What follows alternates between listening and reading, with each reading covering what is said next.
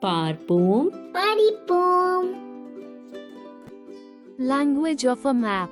We need to know about direction, its scale and the meaning of the colors and symbols used in map. This is called the language of the map. Directions. Directions are the most important part of a map. They help us to locate a place easily. Maps are generally drawn with a symbol like top arrow and N at the top of the map.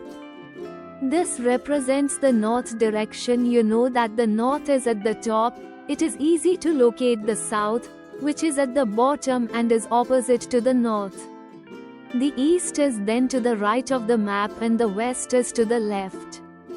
Between the north and the east lies northeast.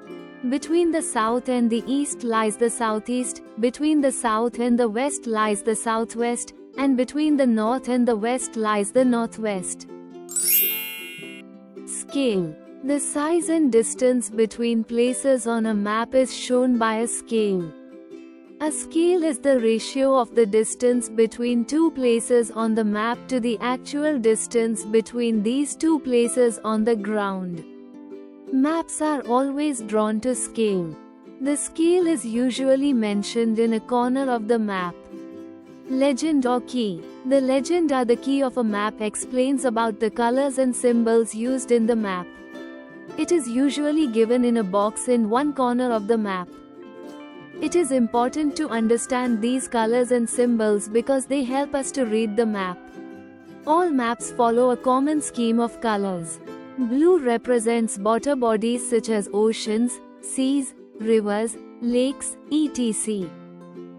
Brown represents hills, mountain, plateau. Yellow represents hot deserts.